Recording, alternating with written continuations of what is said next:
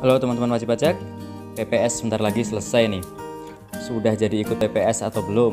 Atau masih bingung? Atau malah ada yang mungkin belum tahu PPS itu apa? Oke, jadi video ini saya tujukan untuk teman-teman yang belum ikut PPS tapi mau ikut PPS, kemudian bingung nih. Mau ikut PPS tapi tarifnya mungkin beberapa teman-teman masih ada yang menganggap ini mahal. 12 ya minimal ya, atau mungkin 14% untuk yang kebijakan 2. Nah, pengen ikut cuman tarifnya mohon maaf nih, belum ikhlas atau belum mampu untuk membayar gitu. Kemudian ada juga mungkin yang penasaran, boleh nggak sih kalau dibetulkan aja SPT-nya gitu. Kalau pembetulan SPT mungkin menurut perhitungan teman-teman mungkin bisa lebih efisien gitu, bisa lebih rendah daripada 14% gitu. Nah, itu boleh nggak sih? Tidak harus ikut PPS tapi hanya pembetulan SPT tahun 2020 atau tahun-tahun sebelumnya begitu. Boleh atau tidak sih? Nah, di video kali ini saya mau jelaskan nih, tentunya saya menjelaskan versi saya, versi peraturan yang saya baca, kemudian saya jelaskan versi saya. Maksud saya versi saya itu teman-teman boleh mencari pendapat lain ke AR ataupun ke konsultan pajak teman-teman ya. Jadi kalau menurut saya, kalau memang tidak ikut PPS tapi melakukan pembetulan SPT itu tarifnya lebih efisien begitu ya. Ya kalau sebagai wajib pajak pasti saya ambil opsi untuk pembetulan SPT saja. Ini mungkin teman-teman yang penghasilannya di SPT tahunan itu mungkin PPh 21-nya menggunakan grade di bawah yang 15%, itu mungkin bisa menggunakan opsi pembetulan SPT. Tapi kalau yang teman-teman yang penghasilannya tinggi, karena tarif pajaknya juga sudah 15 ke atas, yaitu yang paling efektif kemungkinan besar adalah ikut PPS, karena mungkin kan bisa 12% ataupun 14% gitu ya. Jadi sesuai peraturan pasal 8 Undang-Undang Ketentuan Umum dan Tata Cara Perpajakan KUP, kemudian yang diperbaharui di Undang-Undang HPP, Harmonisasi Peraturan Perpajakan, disebutkan bahwa pembetulan SPT dapat dilakukan selama belum dilakukan pemeriksaan. Dalam hal SPT menyatakan rugi atau lebih bayar, pembetulan SPT disampaikan paling lambat 2 tahun sebelum daluarsa penetapan. Jadi pembetulan itu boleh teman-teman. Ini diatur di undang-undang terakhirnya, Undang-Undang Harmonisasi Peraturan Perpajakan. Itu diizinkan melakukan pembetulan. Jadi teman-teman yang merasa tarif PPS masih terlalu tinggi, ataupun teman-teman ini baru buka videoku ini di setelah Juni ya, jadi udah nggak bisa ikut PPS, teman-teman masih bisa selamat dari pemeriksaan, yaitu dengan cara membetulkan SPT 2020 ataupun SPT sebelumnya begitu ya. Jadi di undang-undang diizinkan teman-teman. Nah, untuk syaratnya bisa kita lihat di pasal 20 ayat 1 PMK 243 tahun 2014 yang diperbarui di PMK 18 tahun 2021. Wajib pajak dengan kemauan sendiri dapat membetulkan SPT yang telah disampaikan dengan menyampaikan pernyataan tertulis. Nah, syaratnya adalah Direktorat Jenderal Pajak belum menyampaikan surat pemberitahuan pemeriksaan atau surat pemberitahuan pemeriksaan bukti permulaan secara terbuka kepada wajib pajak, wakil, kuasa, pegawai, atau anggota keluarga yang telah dewasa dari wajib pajak. Jadi pembetulan itu boleh dilakukan asalkan belum dilakukan pemeriksaan atau belum ada surat pemberitahuan bukti permulaan ya.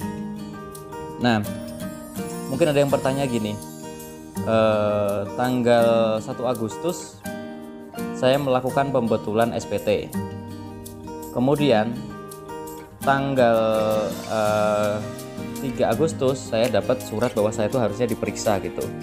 Tapi di surat DJP itu sebenarnya suratnya itu udah dari mungkin tanggal 25 Juli begitu. Nah, dari sisi sistem DJP keluar 25 Juli tapi belum kita terima di 1 Agustus, kita melakukan pembetulan di 1 Agustus. Nah, itu yang valid tanggalnya yang mana? Yang valid teman-teman mohon maaf, ini yang benar adalah yang dianggap betul adalah tanggalnya yang tanggal surat pemeriksaan dari DJP yang tanggal 25 Juli. Meskipun suratnya baru terima setelah tanggal 1 Agustus, teman-teman membetulkan 1 Agustus itu sudah tidak boleh juga teman-teman, karena suratnya sudah terlebih dahulu terbit gitu. Jadi pembetulan hanya boleh dilakukan sebelum ada surat pemberitahuan pemeriksaan, sebelum ada surat pemeriksaan bukti permulaan. Apalagi kalau sudah proses pemeriksaan itu sudah pasti tidak boleh, pembetulan sudah tidak boleh teman-teman.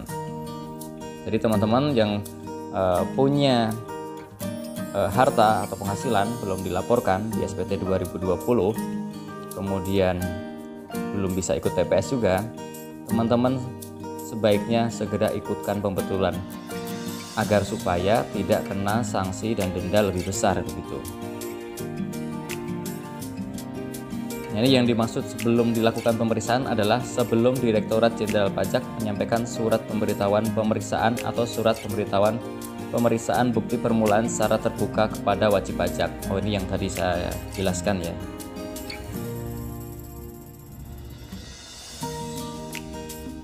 Oke, jadi intinya melakukan pembetulan SPT itu boleh menjadi opsi daripada harus ikut TPS kalau menurut teman-teman tarifnya itu lebih mahal. Tapi kalau tarifnya TPS lebih murah sesuai perhitungan teman-teman, ya segera ikut TPS karena waktunya sebentar lagi selesai begitu ya. Nah, itu pembetulan itu namun ada pasal di PMK 196 2021 yaitu pasal 7 ayat 3 ya.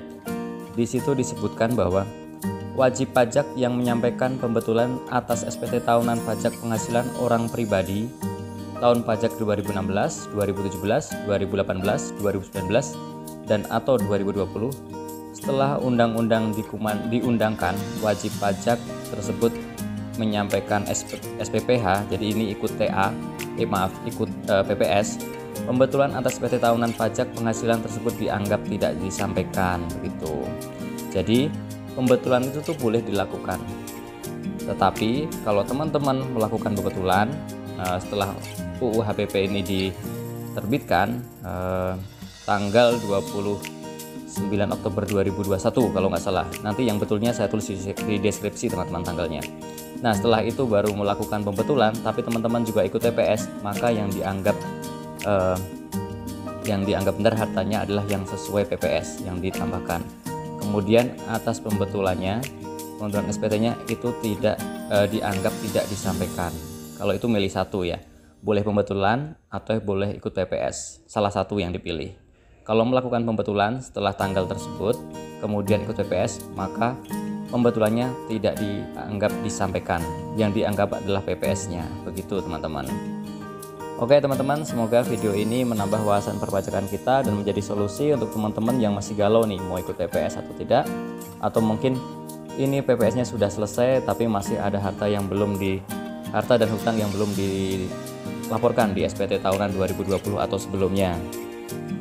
Silakan teman-teman kalau yang masih bingung boleh silakan tulis saja di kolom komentar, nanti akan saya bantu jawab, akan saya carikan jawabannya kalau misalkan saya ragu-ragu untuk menjawab versi sendiri. Jangan lupa untuk subscribe, like, dan share video ini teman-teman. Terima kasih.